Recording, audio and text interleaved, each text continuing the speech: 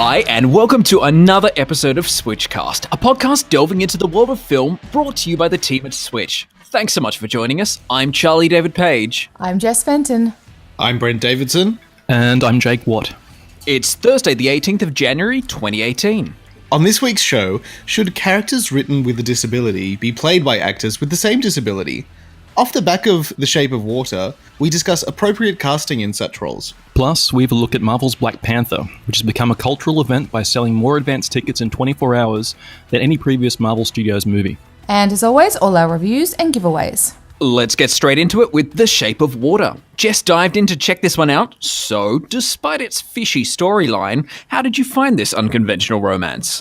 Yes, it's the fairy tales Disney rejects that make Guillermo del Toro's the best. But for anyone still struggling, think of this as The Little Mermaid meets Finding Nemo meets Beauty and the Beast meets softcore erotica. In other words, this one is not for the kids and not for the faint of heart. But make no mistake, it will still appeal to the romantic in you. Aww.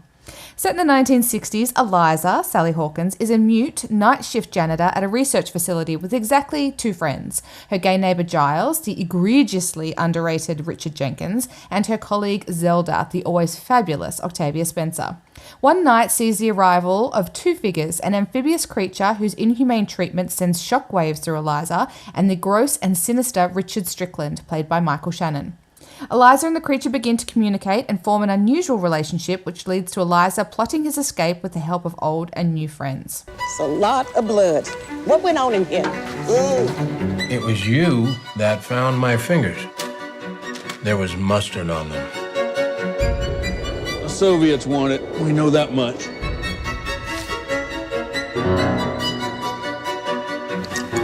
We need to take it apart, learn how it works. What happened? It's an animal, just keeping it tame.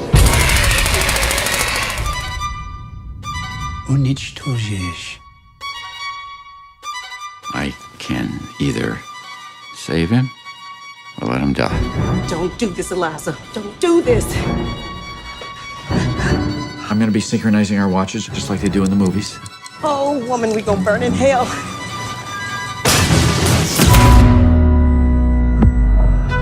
He's a wild creature. We can't ask him to be anything else.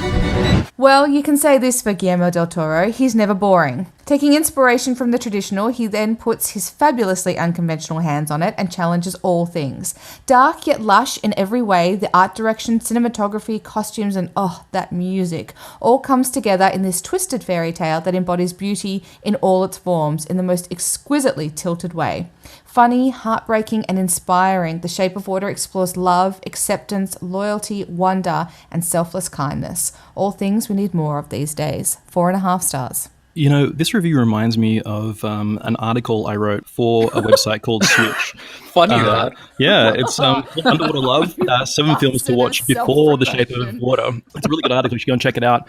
But anyway, I was just wondering, so what is the sex like in this movie? I was just like, in terms of nudity and stuff, like what do we see? Because Jess, you did tweet about the fact that you were a little bit squeamish about some elements of this. It was just, okay, The fishy dig. so She doesn't like the fishy dig.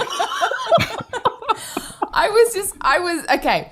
Like I said, I gave it 4.5 stars. I loved this movie, but I was unprepared for what I saw. And I don't want to scare anyone. No, you don't actually see that much. I was just unprepared because in the first 5 minutes, I will warn you this, in the first 5 minutes, you do see a fully naked Sally Hawkins hop into a bathtub and furiously start masturbating twice. It is part of her daily routine, and you see how she goes about her day, and this is part of it.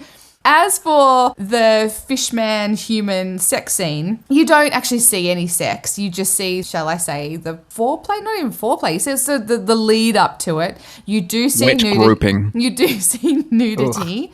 Go Sally. And obviously the fishman is nude anyway. And then the sex act itself is described in actually a very humorous way, given that Eliza is mute, with Octavia Spencer in a later scene. But it's very, obviously it's very loving, and there's lots of touching and looking and nudity and writhing. And Fish don't have sex with each other? Like, don't they just like lay eggs and then the men like come and swim on top and ejaculate and then leave? But this is an anthropomorphic fish. Okay, so she doesn't just lie there and he squirts all over and then leaves.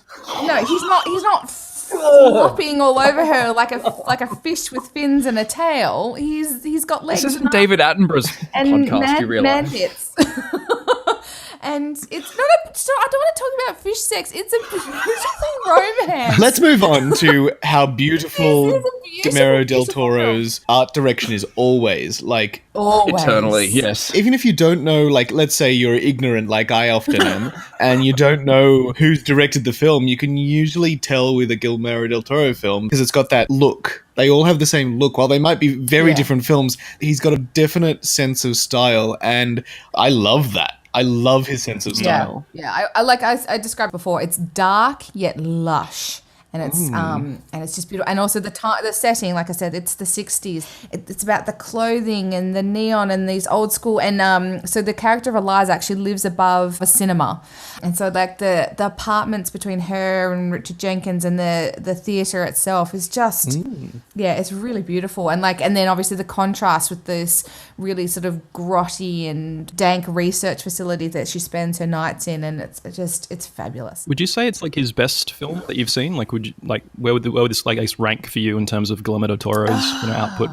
Yeah, definitely. But I have to say this, and this will horrify a lot of people. I haven't seen Pan's Labyrinth. It's on Netflix. Yes, Christ. I know. You watched But here's the Bright? thing. Like, come on. That was between you and me. You said it on the podcast last week. and all the podcast listeners. Yeah. So you and me.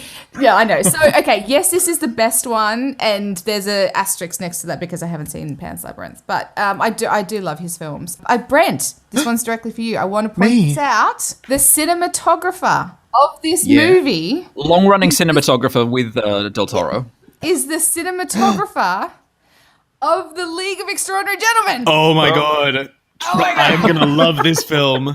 Oh, you're going to plot. Oh my god. And it's fabulous. LXG, as those in the biz call it. Anywhere like this is going to be, I'm going to be in total heaven. What biz is that? Like, seriously.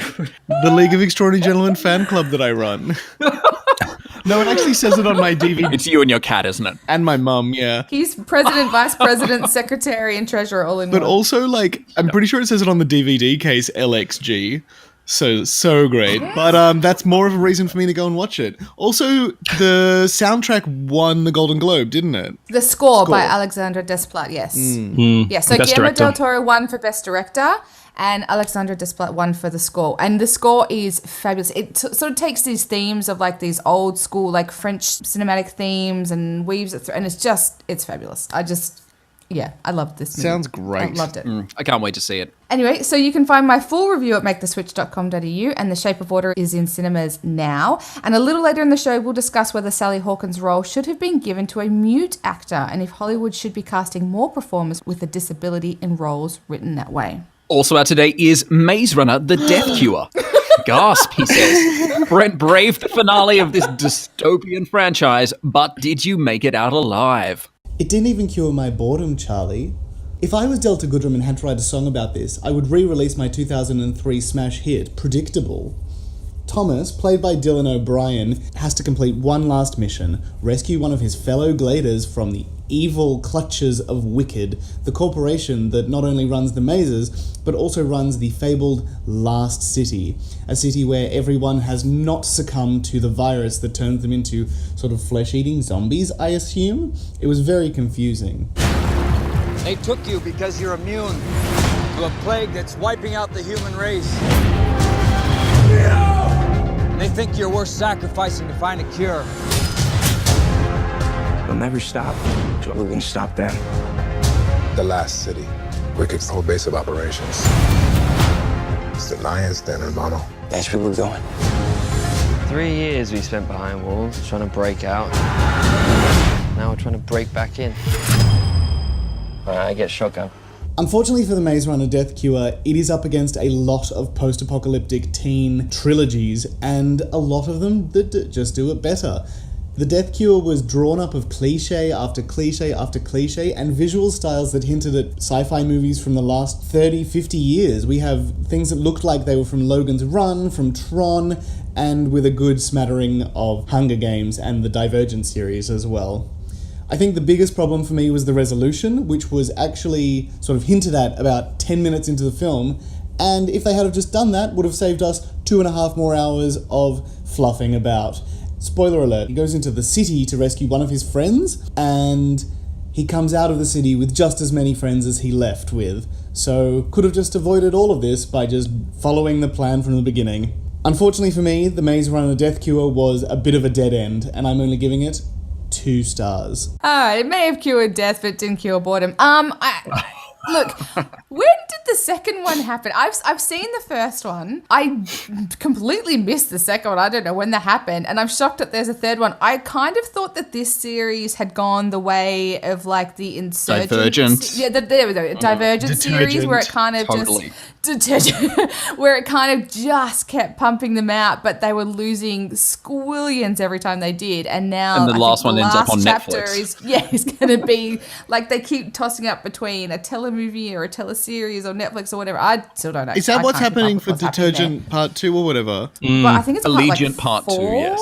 It's going I don't know what it's it the is. fourth part, yeah. I thought the Maze Runner franchise had suffered the same fate, and now No such luck, Jess. No such luck. The last one came out in 2015. I remember because I watched it on a plane. The Scorch Trials. But what surprised me more is that we've discussed this before, but the lead actor we all thought had died like during the filming of this movie or something. No, they had to postpone it because he was unfortunately in a car accident. Then they resumed filming, I assume, and now we've got the Maze Runner. You assume.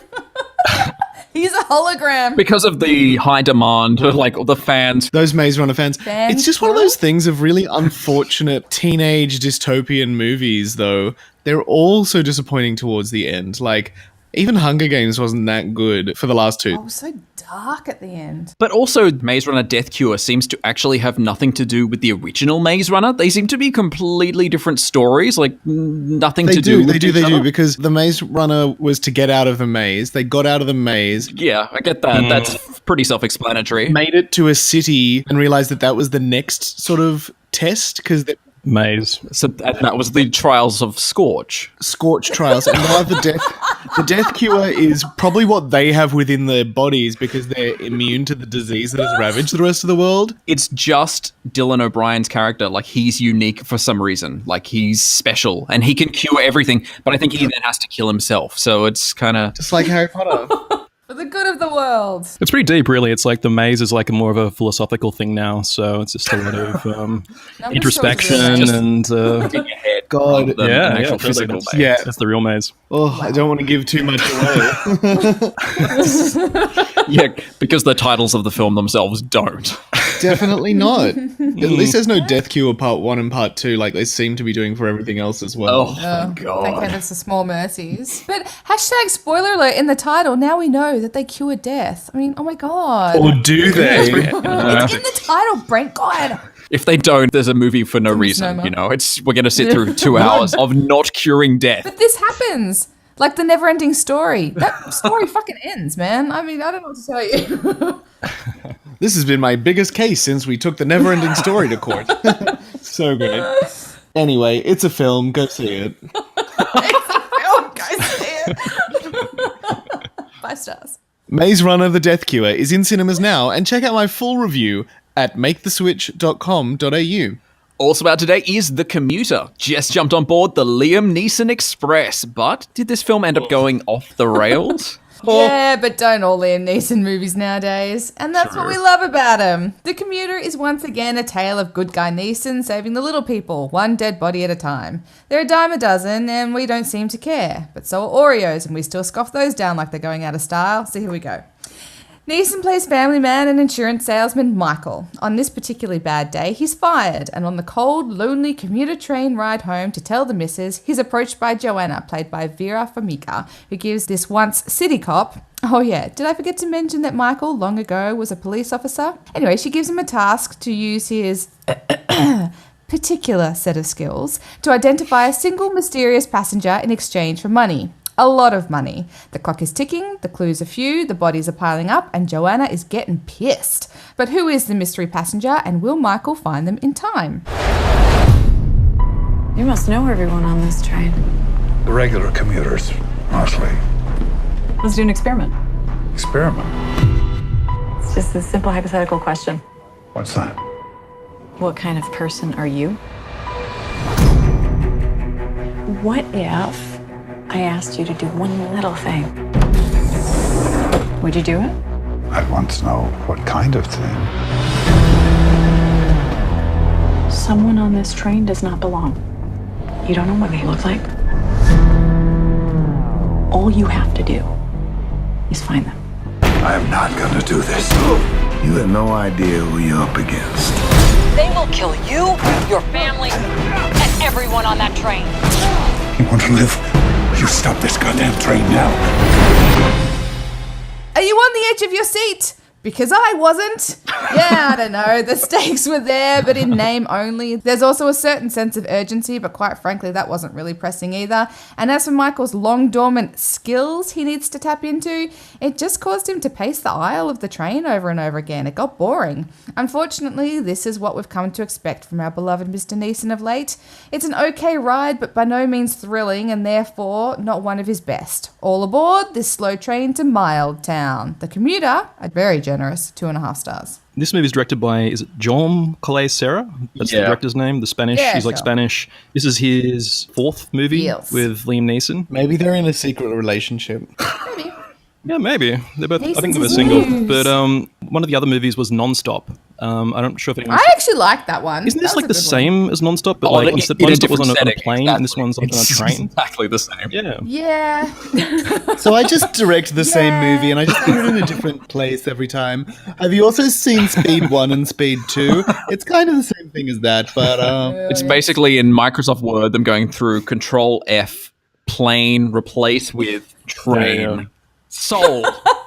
Next year, he just like gives the Neeson bars and just goes, "Hey, Liam, submarines." And Liam The Neeson's thing just like, is, "Yeah, go for it." at least in Non-Stop you had Julianne Moore, who was fabulous, and at least Liam Neeson's character was what do they call them? The security guy people. Like NSA kind of dude. security people. The people who have guns on planes on purpose. He's one of those guys. So like he got to sit there and like play the role. Where this one they're like he's a family guy who sells insurance. Oh no, wait, we need to have it like we need to make him be cool in some way. So we're gonna give him like this really shitty backstory where he was a cop. Oh, isn't that a convenient I bet as well that's storyline? going to be the exact same thing for that dumb Bruce Willis movie we spoke about last week. Death Wish. Oh my god. Yeah. He's going to be some like he's current surgeon, former cop. Yeah. Yeah. But this guy, he also made like The Shallow. Like I said, I like Non-Stop, and he also made The Shallows. I like that. And so, I didn't mind it until like the last 15 minutes. Oh, The Shallows was quite good, yeah. but he does sort of like action and suspense and thrills quite well. And this one just is completely void of all of that. I don't know what happened. I think he got lazy. How's Vera Farmiga? Is she good? Oh, she's a very small role. Okay, very small role. She basically has the scene where she propositions in a non-sexual way Liam Neeson, and then the rest of the time she's just on the phone screaming at him because she's very mad because things aren't happening in a timely fashion. I just think Vera Farmiga is one of those actors who can just like sort of do so much with like so little. Like she's just one of those really great And utility she players. does. Yeah, and obviously she makes the most of her non-visual role. But yeah, like I said, she's really not in it very much. I think the problem is, it's probably too reliant on Liam Neeson as kind of a 66-year-old man now trying to be an action hero, the really limited setting that they have, and this really confusing storyline. Like, why is it that these people don't seem to know who this person on the train is, but they know that there's a person on the train? It just seems wildly ludicrous to me. Once everything sort of comes out of the open, you're like, this could have been solved like really easily. like by someone who actually knew what was going on, and not a random stranger on board the train who once was a cop but now seems to have no skills whatsoever. Or he can sell you like really good insurance. You can find my full review at maketheswitch.com.au, and The Commuter is in cinemas now. Also, today is Swing Safari. Set in 1970s Australia, the film looks behind closed doors as the mums and dads of one quiet suburban cul-de-sac join the sexual revolution sweeping the world. It's a time of boxed wine, bad hair, bad styles, bad choices, but good times. What the hell happened in the 1970s?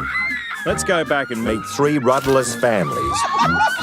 The Joneses were the big kahunas on the block. Somebody's going to get hurt and it's not going to be me. The Hall House was a disaster movie in the making. Welcome to the club, men. It's the way. My family was stuck right in the middle of the cul-de-sac. I was armed with a Super 8 camera. What you got there, love? Look at that. No cameras tonight? I captured everything Oh, I think I'm gonna hurl. in the hope I could edit together The next game is called Swinging Safari. Oh, I'm in. what was going through our poor, misguided heads. With one of the most high-profile casts ever assembled for an Australian film, including Kylie Minogue, Guy Pearce, Julian McMahon, Rada Mitchell, Asher Ketty, Jeremy Sims and Jack Thompson, Swing Safari is sure to be an amusing, nostalgic look back at simpler times. I love Kylie Minogue. Be so lucky. Oh my God, stop it. You have no idea how much I love this woman. Actually, there are limits because I didn't see San Andreas. But It's okay. Her part in that is fairly limited anyway. So. yeah, this cast looks amazing. I love Asher Ketty as well. Oh my God, Offspring. And Guy Pearce. And where's Julian McMahon been there? He's awesome. Julian McMahon. Rolling around it after his royalties from Nip Tuck. And Charmed, hello. Oh, true. Yeah, he was big in like the 90s, wasn't he? He really was. He was No, Cole, the I was demon. a big fan of the show. Do you remember the show Profiler? No. Yeah, vaguely, yeah. I loved him. He was also Dr. Doom in that terrible Fantastic Four movie. Yes. He was like good as Dr. Doom, I thought. He was like the best thing about that Yeah, movie. agreed. He's a good bad guy, I I think. just realised he used to be married to Danny Minogue, Yeah. who is obviously Kylie Minogue's sister, which means she's working with her ex-brother-in-law.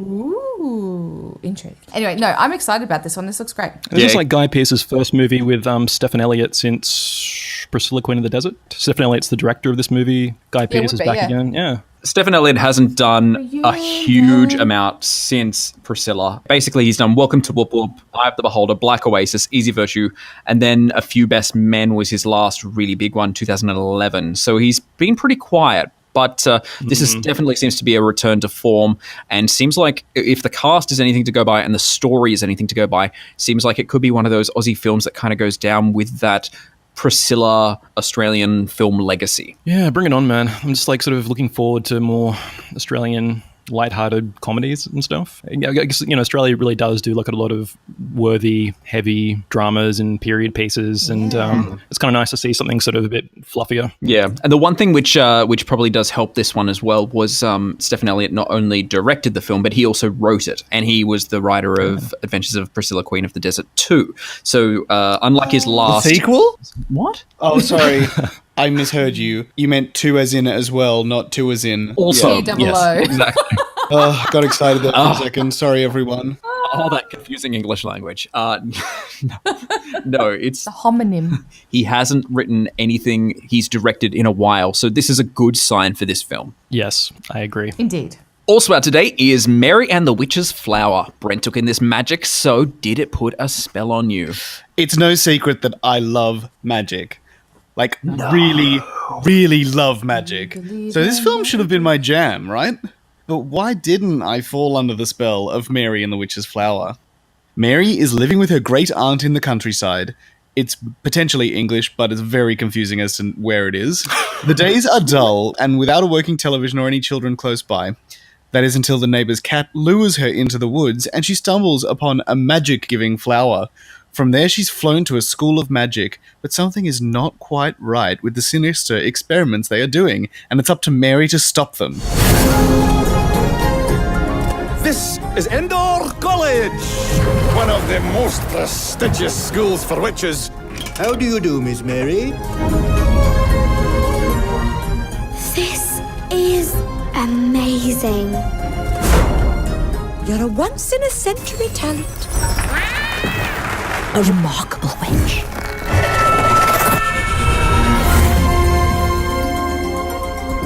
In this world, there exist certain powers that can never be harnessed. That girl has discovered where the flowers are. The This little flower will change the world. Peter! We have to go. Come on, Tib.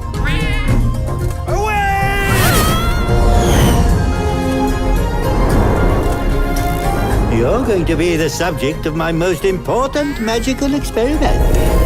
That girl could ruin everything.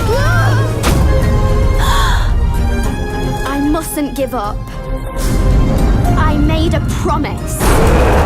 We are going home together, all of us. Give me your hand! With a style so close to Studio Ghibli, there is no way you cannot compare Mary and the Witch's Flower to anything you may have seen from the famed Japanese animation studio. And with Ghibli doing such an incredible job, everything else pales in comparison. With children's films lately, there's also been a strong sense of at least something moralistic, and sadly, there's not enough of an emotional impact or morals for this film to feel like a successful lesson for the kids to learn.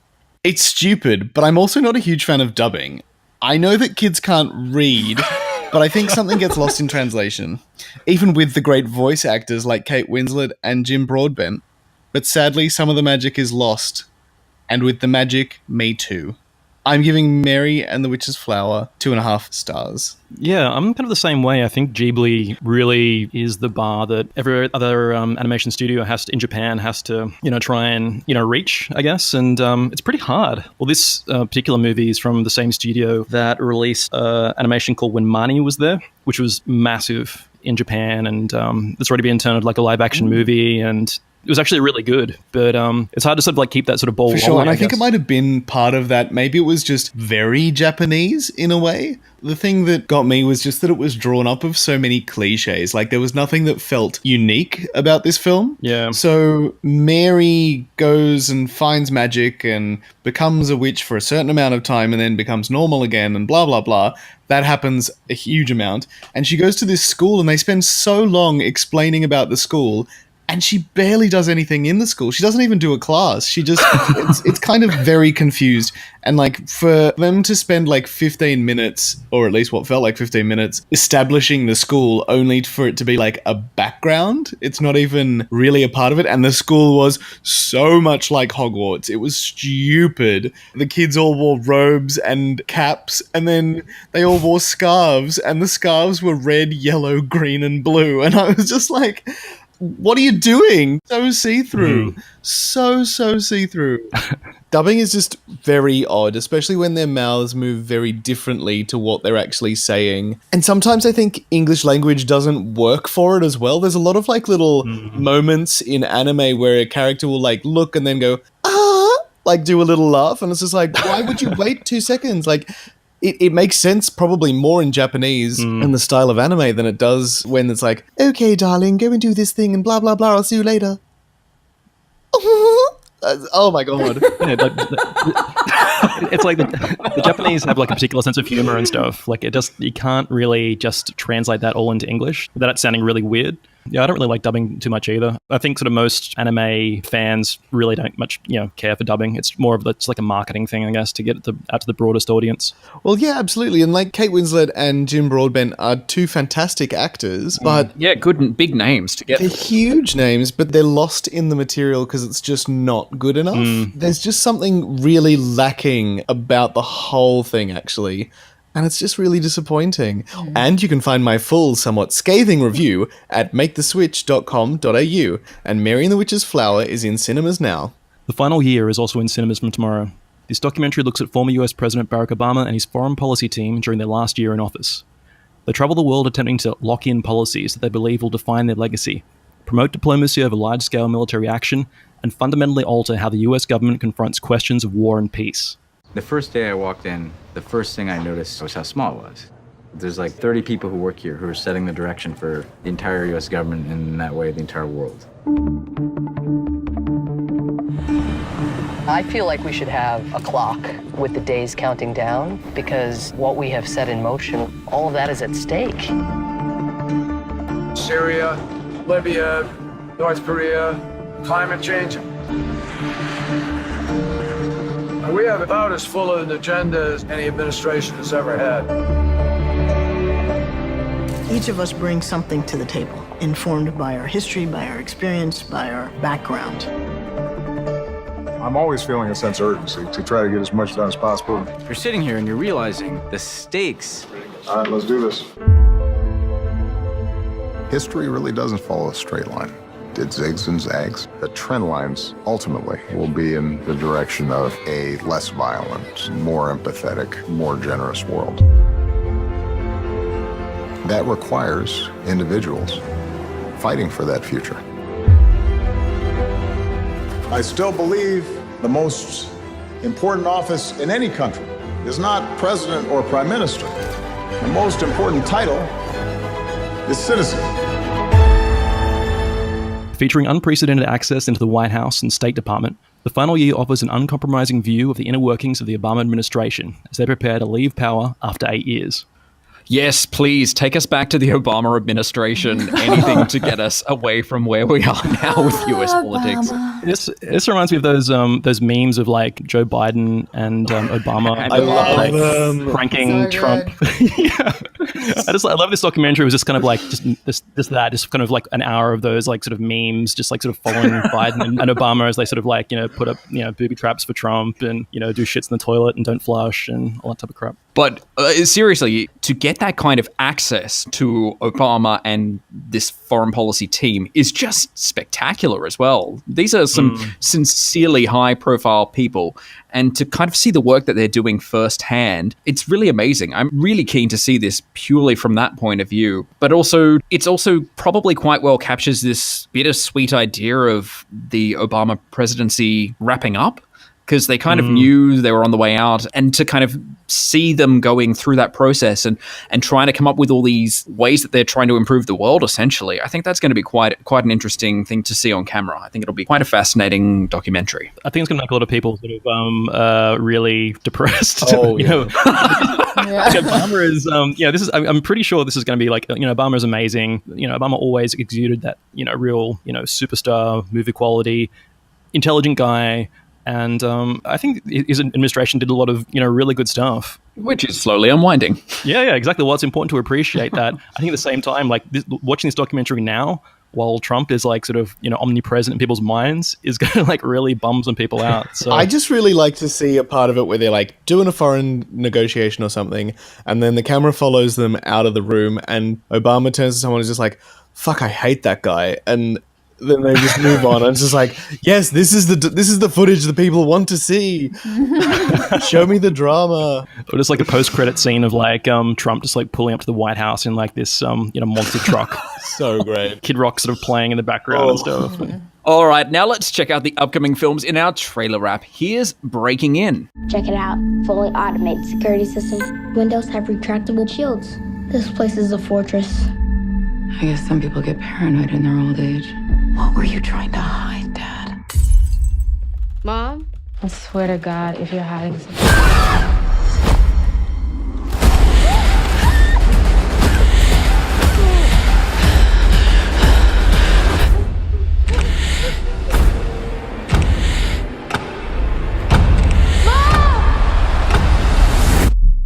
I want you to listen. You are a woman, alone at the mercy of strangers. What do you want? We want something in the house. I will do anything to protect my kids. Do exactly what I say, or you and your kids will not survive this night. Do you understand? She's gone. Find her. She took out the lights. She's smart. But we have her kids. Now, she's desperate. I'm just a mom. You have no clue what I'm capable of. Oh my god, this is going to be fun, isn't it? I love revenge stuff like this. So much fun. And like, you just know that you're going to be yelling at the TV or whatever while you watch it. It's going to be like, no! How good's Gabriel Union and like a hard-ass mama like trying to break into a house and save the kids? I love it. Don't fuck with a mum is basically what it said. Don't fuck with the mum. Yeah, I think that's the R-rated tagline. Yeah, mum's back and she's about to fuck shit up. Mama. But that's the best thing about it. It's not just a kick-ass mum. This is Universal's Mother's Day film. Like, oh, really? Yeah, they sucked so badly with Snatched last year. Like, that was such a miserable failure, the pseudo comedy from Amy Schumer, that they've gone the complete opposite direction this year with like kick-ass mum saving kids, taking down the bad guys. Single like, mum too. Yeah. And they put a nice spin on it. It's not a mum trying to break out. It's a mum trying to break in. That is a spin and a half. And then she fucks shit Her up. dad's random like fortress house.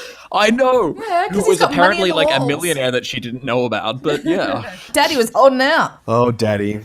Yeah. Oh, it's going to be so good. Also, she stabbed some guy in the heart with a stem of a wine glass, so you know I'm interested.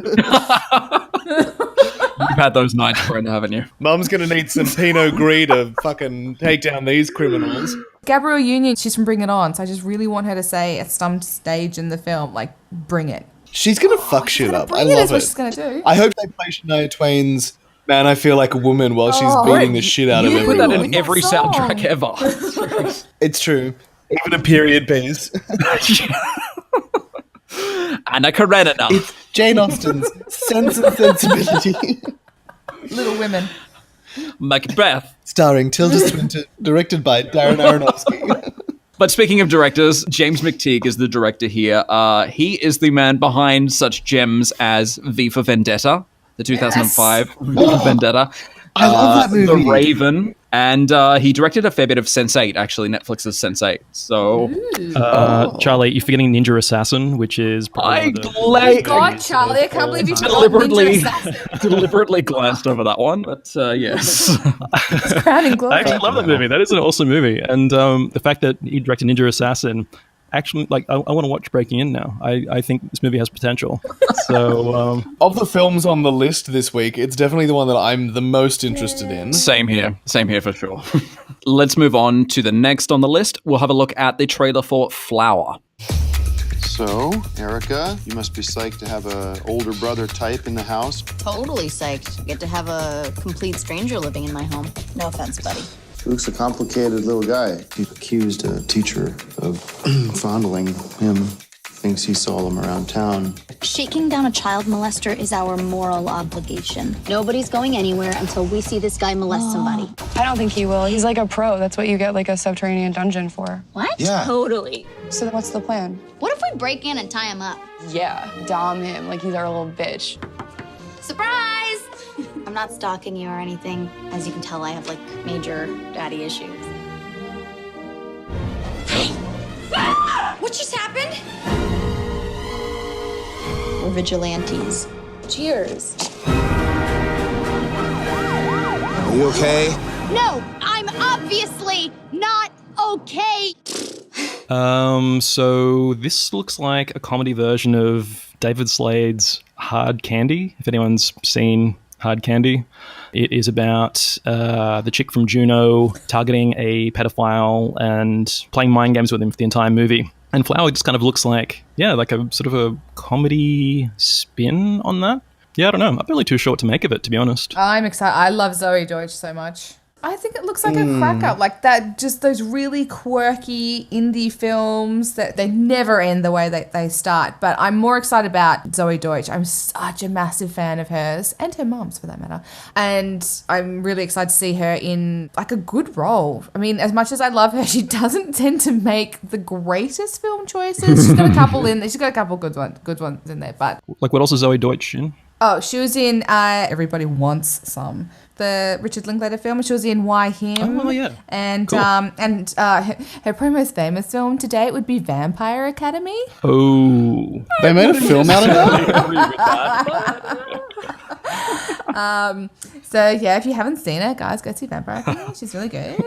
You're right, Jess. This does feel like a really good indie comedy, but like a bit of an offbeat one. It's not going to be laugh out loud kind of stuff, but it's definitely got a dark side to it. I think we see some stuff in the trailer, which it's a little bit twisted. We see them basically breaking into the house of a potential pedophile and tying him up and drugging him and taking photos with him. So I suspect comedy because Zoe Deutsch's mother in the film is played by Kathryn Hahn, who is hilarious absolutely adore that woman. So I think it's got lol potential written all over it. All right, finally, let's take a look at the new trailer for The Female Brain. After years of research, we discovered the male and female brain is wired very differently. To him, I'm basically a blow-up doll. Oh my god, that is what you look like. Thank you. Women are also more likely to recognize flaws. What the hell are you wearing? I threw that thing out like 3 years ago. But I take out the trash, so now it's back live in effect. Knowing your brain makes life so much easier. Even though people can be complicated, nobody can deny our ability to get back up. Yeah. You just said 9 times. Yeah. Okay, so this is one of the very few films that it will be directed by a woman in 2018. It's very exciting. Yeah, so this was written and directed by Whitney Cummings.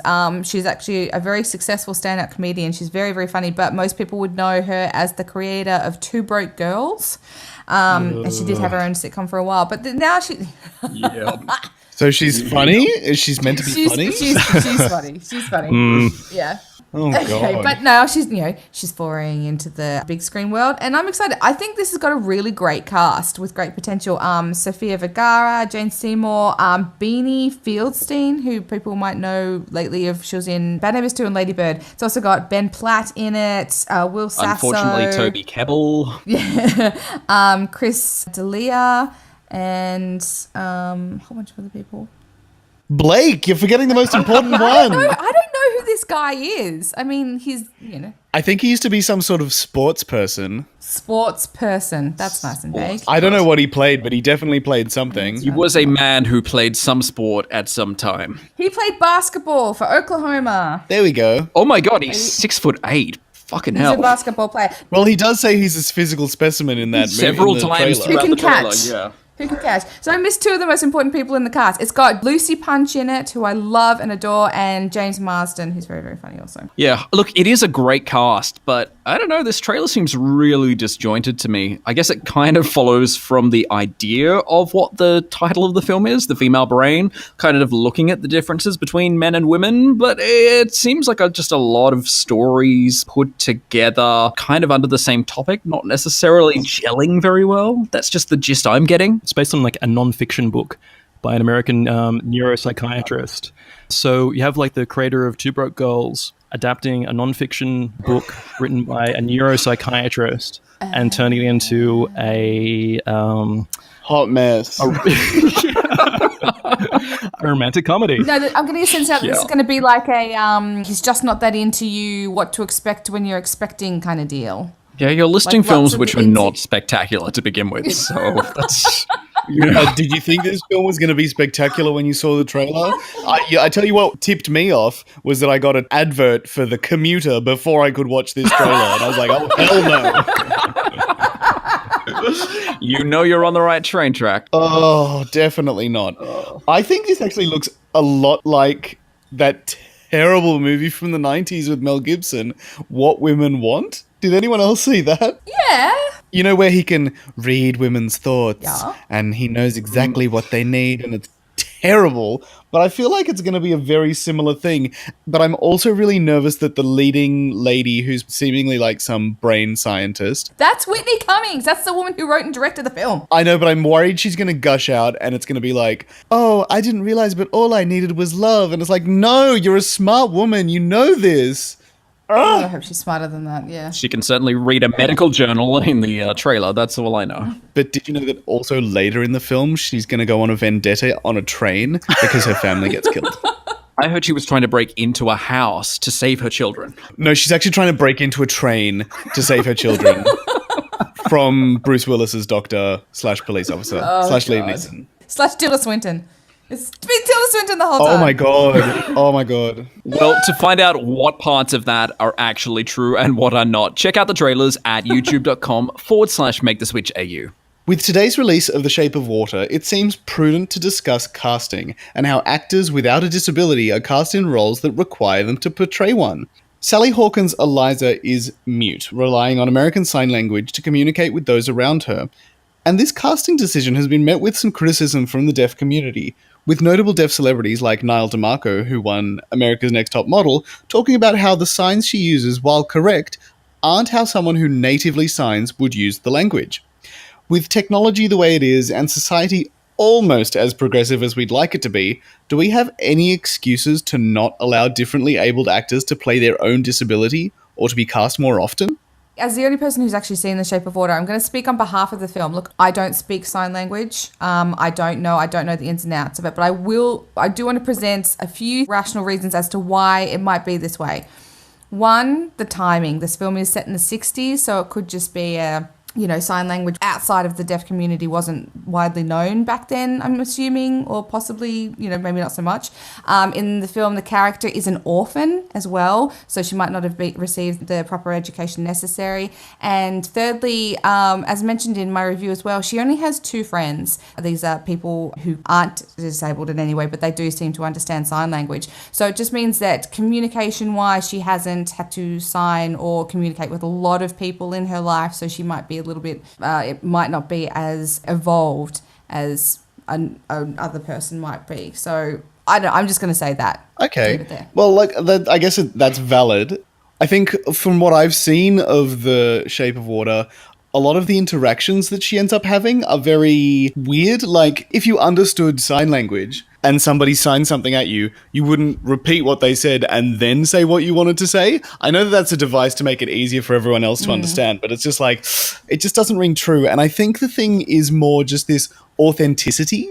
So people want to be represented and see themselves represented on the big screen, I guess. And I think it's a wider issue because if we look at the film from one of my favorite films from 2015 was The Bel-Air Family, which was a French film about a deaf family where the daughter actually had a beautiful singing voice. So, all those grand ironies and stuff like that. But there was huge outrage in the deaf community because none of the actors who were in the film were actually deaf. And I just think it's this thing of, we're at a stage where people should be able to do this. There's plenty of people who are differently abled who can fulfill these roles, but instead we get someone who is probably more marketable, let's be honest. If you put a big name, who was it? Was it Eddie Redmayne who won the Oscar for being Stephen Hawking? Everything. Yeah. Yeah, so I understand that, but it's just one of those things where if it's a film that's not necessarily needing to rely on a name, why can't we see these actors who exist? There are definitely actors with different abilities out there. Why can't we see them take these roles? Looking at it from a financial point of view, which I, for some reason, tend to do a lot on this podcast. I don't know why. It's weirdly defending the Hollywood system. Yeah, I agree with you in saying that a lot of the time it will be about marketability. And I think in this case, Sally Hawkins is just one of those actors who kind of gets that role from the sound of what Jess's review says. This would not be an easy role for anybody to play. It doesn't matter. It doesn't matter. If that's the argument is marketability. How do people make themselves more marketable when they don't get given the opportunities? And that's the tricky thing. I think and there are some Hollywood films. So last year we saw the release of Wonder, which was actually, Absolutely. We saw Jacob Tremblay who played that particular role. However, the producers were actually looking for someone with that similar disability to play that role. And they'd actually found a kid who fit that particular role, but it just wasn't feasible for them to be able to do it. And the parents even said that it would have put way too much pressure on the kid to be able to kind of be on set working for those really long hours. It just never was. Because he would have had to carry a film. Exactly. And his parents actually ended up being advisors on the film, and they were very grateful in the end that he didn't get the part. And then you go over to something like Stranger Things, which last week we actually found out that Gaten Matarazzo, who plays Dustin in the show, actually has a particular condition which has affected the development of his bones and teeth. And so rather than them finding someone else to cast, they actually wrote his lisp into the story. So, there are ways that this can be dealt with that doesn't necessarily have to make it in the end about financial dollars. It's not just people with a disability, but say people just generally seeing themselves portrayed well on screen. I think that's in the end what this is about. And I feel the same way about queer films. Some of the best queer films that we saw from 2017 had straight actors in those roles. But I think that they were all portrayed particularly well. And while they've copped some criticism, it's more about the way that the portrayal has come about. And I think that's kind of where the discussion seems to be pointed for The Shape of Water. Oh, yeah, okay. That's fair. For those of you who don't know, I have learned Australian Sign Language, and this is why the conversation is probably a little bit more deaf heavy than any other sort of disability, just because it's at the forefront of my consciousness and all my friends will tell me about these sort of things because that's their experience. But it's more just about, it will come back to authenticity. People, from the conversations I've had, it's not that they don't want to see a deaf character, it's that they want to see a deaf actor and know that the option is there for them to be the same. And there still is only one deaf actor who's ever won an Academy Award. So that was in 1986, Marlee Matlin, who was in Children of a Lesser God. She won the Academy Award. And so, that sort of would have inspired an entire new generation for deaf actors who probably are now sort of going, well, there's not a huge amount of roles or work or anything like that. Then like a film like The Bellier Family comes out and I know that it's marketable. But then they go, oh, but I'm a deaf actor and I could have quite easily done that and you wouldn't have had to train me in any way. It's authentic and representation. Authentic representation is what we need. I get what you're saying, Brett. It's just like, I think for me anyway, it kind of boils down to like, for Hollywood, it's just like sort of, a basic kind of laziness. Like I think sort of like deafness, blindness, cognitive disabilities, from a Hollywood perspective, they just think it's kind of like easy for actors to fake. I guess everyone's like waiting for the next Children of a Lesser God to come around and give those actors that opportunity again. It's like a cyclical thing, but unfortunately we just have to wait, all those actors with those disabilities have to sort of wait for someone to actually make that movie or that style of movie again. So absolutely. I think the interesting thing is as well, though, it's in TV we're seeing a slight shift. Yeah, we have like stuff like Breaking Bad and RJ Mitty and Speechless. I think that actor actually does have cerebral palsy. And then there was the deaf characters in Weeds and all that sort of stuff. So I think TV is turning it around slowly, but I just feel like we should be better by now. Everything should just be a lot better by now. Yeah, but I think we can say that about a lot of elements of Hollywood that are not white men. So yeah, it's happening, but it's happening slowly. Marvel's next highly anticipated movie, Black Panther, which is due to hit Australian movie theatres on February 15, has already broken an impressive record. It is now the #1 pre-sale movie in the history of the Marvel Cinematic Universe, toppling the previous record holder, Captain America: Civil War, which debuted the character of Black Panther. To say Marvel fans are excited for this movie is an understatement. But why are ticket sales so high on this installment? Well, I think there's a couple of really good reasons, being the guy who talks about money. One of them is, and I think this is actually kind of going back to how I wrapped up the previous chat, it's that we're seeing representation of African Americans on screen. And there's been a long-known fact that the African American community in America isn't really interested in going to see films that aren't necessarily about their culture. So for them to actually be able to get a film like Black Panther and actually have like a really good cast and crew to go along with it, something that is actually quite representative, it's actually something that is exciting. And so people do want to go and see it. The fact that so much money has poured into this doesn't surprise me at all, with this kind of diversity. And call me cynical, a little bit cynical anyway, but yeah, to me, I don't know how I feel about that from Disney's point of view. I feel like maybe it is a little bit on the manipulative side, but small steps. Oh, yeah. It's better to have this than to not have it. I'm going to take the ultra cynical viewpoint here and say, Marvel's like a juggernaut, right? So, each movie is going to outgross the last movie, and it's like this kind of like, inevitable kind of like rolling tide. So sure, there's like a aspect that it's popular because it appeals to diversity, but at the same time, it's also popular because it's part of this massive brand that people have invested a lot of time into, and it's part of an ongoing story and all that jazz. And besides that, the marketing campaign for this movie has been pretty awesome so far. Like, I don't particularly like Marvel movies that much, but I want to go and see this movie because it looks cool. The action looks awesome. Like the soundtrack's got Kendrick Lamar is doing the soundtrack for this movie. It's just like a really slick package.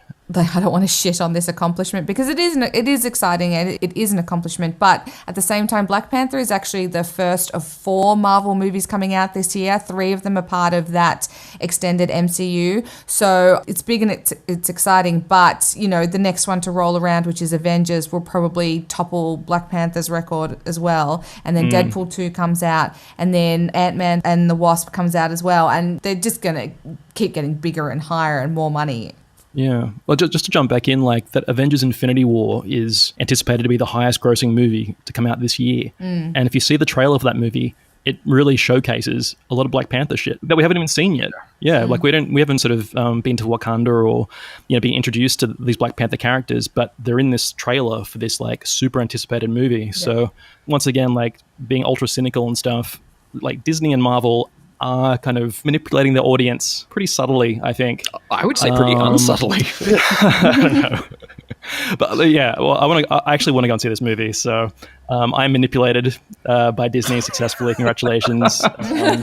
We've finally done it. I will go and see this film. But no, I think it falls into the same vein as Thor Ragnarok. Like, it's different enough from the rest of the MCU that it's kind of sparked my interest as well. So yeah, I mean, I'm with you, Jake. I'm probably going to end up seeing this, whereas I could probably give less of a shit about the next Avengers. The people actually making this movie, there is like some acting talent and directorial talent, and there is, and Kendrick Lamar.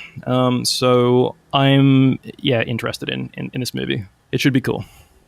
We have some great giveaways up for grabs this week. First up, we have 5 copies of Battle of the Sexes on Blu-ray. Emma Stone and Steve Carell bring their A-game to this crowd pleaser based on the electrifying true story of the 1973 tennis match between women's champion Billie Jean King and former men's champ Bobby Riggs. As fierce rivals on opposite sides of the court and the gender equality issue, Billie Jean and Bobby served up a cultural spectacle that resonated far beyond the sporting world. We also have tendable passes to Sweet Country up for grabs. Inspired by real events, the film is a period western set in 1929 in the outback of the Northern Territory and stars Hamilton Morris, Ewan Leslie, Natasha Gori-Ferber, Brian Brown, Gibson John, Sam Neill, and Thomas M. Wright. When Aboriginal stockman Sam kills white station owner Harry March in self-defense, Sam and his wife go on the run.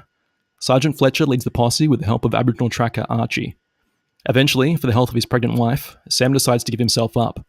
But will justice be served? We're also giving away 5 copies of the horror Happy Death Day from Blumhouse Productions, known for Split, Get Out, and Whiplash. This is an original and inventive rewinding thriller in which a college student, Jessica Roth from La La Land, relives the day of her murder from its mundane details to its terrifying end, over and over and over again, until she discovers her killer's identity. We're also giving away 5 copies of Mother on Blu-ray from esteemed director Darren Aronofsky. Darren Aronofsky! And Oscar winners Jennifer Lawrence and Javier Bardem. This is a story of a couple whose relationship is tested when uninvited guests arrive at their home, disrupting their tranquil existence. Last but not least, we're giving you the chance to win a copy of Blade Runner 2049, which was number 1 on my top 5 movies of 2017 list. 30 years after the events of the first film, a new Blade Runner, LAPD Officer K, played by Ryan Gosling, unearths a long-buried secret that has the potential to plunge what's left of society into chaos. K's discovery leads him on a quest to find Rick Deckard, played by Harrison Ford, a former LAPD Blade Runner who has been missing for 3 decades. For your chance to win this and all of our awesome prizes, head to maketheswitch.com.au/comps now. And before we go, we'd like to offer you some cinematic inspiration, with each of us suggesting one film that you should see this week and why. For me, I'm going to take us back to 2014. Jess and I were lucky to see this months before it came out in Australia. It's Big Hero 6. Yeah. Yes. One of those films that Disney released, which Such is an underrated so Disney movie. Beautiful and so touching. And it was actually the start of their revival in the animation world. They had some absolute trash before this, and this kind of turned things around for them again and kind of brought them back up to Pixar level almost. My God. Yeah. Based on a comic. It's a Marvel movie too. Yeah, well, and you actually get like our little cameo, of course. But it's basically takes us through the life of young hero who loses his brother in this tragic accident very early on. It's extremely touching, but he discovers Baymax, who was this healing robot that his brother had created, and through this ends up developing this team of friends who come together to fight the bad guys. It's so cleverly done. It's so beautifully written. And Baymax is one of those characters. I think I say this about so many Disney Pixar films of late, but it's just one of those characters who is so amazing to watch on screen. Just such a freaking hilarious, adorable, loving. Oh no. Furry baby. Furry baby. I am not fast. I cried in that movie. I cried. It's so hard not to. It's so good. underrated too. Like I feel like it was so under the radar and kind of stayed there, and it was tragic that no one knows what this movie is. Oh, it's a it's a TV series now. Oh, is it like for Disney Channel or something? I think so. Yeah. Yeah. I don't know how I feel about that. But anyway, Big Hero 6 is my recommendation for the week. You should all go check it out if you haven't yet. Jessica, what about you for this week? Okay, so I recently saw The Post, and the whole time I was watching Meryl Streep thinking, God, I love her, but I miss when she was fun. Just such great roles, but she's actually a really great comedian, and she used to make really fun movies, but we're talking like decades ago. So my recommendation this week is a 1992 film directed by Robert Zemeckis, back when he was good too, because he sucks lately, and it's called Death Becomes Her. So it's got Meryl Streep, Goldie Hawn, this is my second Goldie Hawn film in a row, and Bruce Willis. You're Goldie Horny. I am a Goldie Hawn. Goldie Hawn bag. So Goldie Hawn and Meryl Streep play frenemies, absolute and utter rivals, and they discover like an immortality kind of serum thing, and they fight over Bruce Willis, and they end up dying, but because they can't. Yeah, when Bruce Willis was good too. Yeah, but because they can't. He's also kooky in it. They can't die because of their serum, which was given to them by Isabella Rossellini, who wears like practically nothing but a bunch of necklaces. And it's so funny and kooky, and it's absolutely hilarious, and they've got some great physical comedy moments in it. It's the film where Goldie Hawn exclaims that there's a hole in her stomach. If you haven't seen that shot of this movie, like go see the movie. 1992, Robert Zemeckis, great cast. It's so funny, and like I know that all the CGI and stuff would be, and special effects would be a bit dated, but who cares? It's part of the charm of the 1992 movie. Death Becomes Her, so good. Good choice, Jess. Good choice. All right, Brent, you're up next. What have you got? I was going to go with my theme for January, which was sci-fi, but I've decided to recommend something a little bit more on theme this week. So I'm also taking us back to 2014, and the film that I'm recommending is originally titled Plemia, or in English, The Tribe. So The Tribe is a Ukrainian film that is set in a boarding school for the deaf. And I'm pretty sure all the actors are either first-time actors and they're all deaf.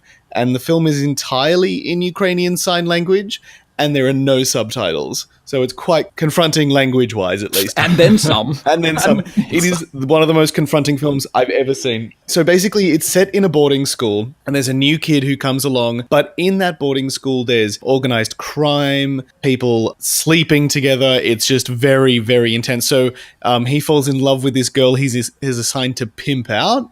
And it's violent. It is crude, it is intense. Oh, God. But it is one of the best films I think I've ever seen, because it's so affecting. You just feel so affected by the end of it, and it doesn't matter that you don't know exactly what they're saying, because you can follow the story without knowing specifics in terms of details. And it's also a really interesting insight into, like, I guess, deaf culture and deaf life and what it entails. Not necessarily the organized crime and the pimping stuff, but like other things. Yeah. But it's excellent. It's R-rated, and I tell you what, a woman fainted in the cinema that I saw it in, and also in the last sort of 15 minutes, about half the audience left. Ooh. Thank you, Daniel. I mean Brent, for that frenetic contribution there.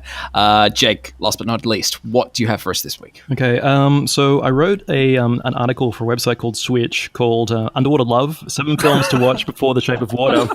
And number 2 on that list was a movie by Luc Besson called The Big Blue. which starred Jean-Marc Barr and Jean Reno and Rosanna Arquette, looking amazing. This is like probably Rosanna Arquette's like sort of hottest movie. So it's a heavily fictionalized, dramatized story of the friendship between two real-life champion freedivers, Jacques Mayol and Enzo Maiorca. A really dreamy, moody, beautifully filmed movie. God, I saw it ages ago. It was just like one of those movies that the underwater visuals like sort of really stuck with me. Luc Besson used to be a diver, and he actually wanted to, his career-wise, he wanted to be like a professional diver until he became a filmmaker. And the guy just really loves his underwater visuals, and this has some of the best, I think, that I've seen on film.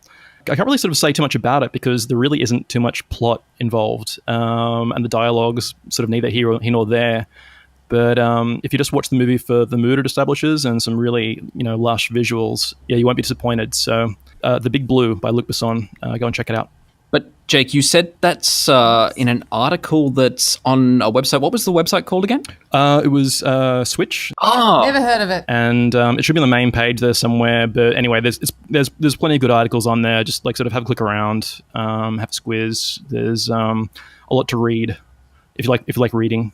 And there's pictures too. It's true. It's got some pretty pictures up there too. Well, let's get pictures. Voices. You can hear our voice on the voices section.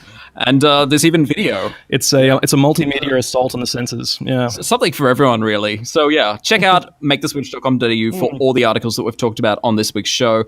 And please subscribe to SWITCHCast on iTunes or your favorite podcast platform. And don't forget to rate us. You can also stay in touch on Twitter. I'm at Charlie_David. Jess.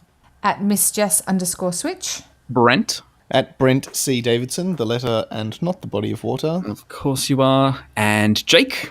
At Jake Chatty. Like it, follow it. You can find us on Facebook, Twitter, Instagram, and YouTube at MakeTheSwitchAU to stay up to date with all the latest reviews, news, trailers, and giveaways. And you can find all the notes and links to everything we've discussed on this week's podcast, as well as other episodes by visiting switchcast.com.au. On next week's show, I'll be hitting the ice for I, Tonya. Plus, we'll have our verdict on Sweet Country and Faces Places. Thanks so much for listening. We'll see you all next week.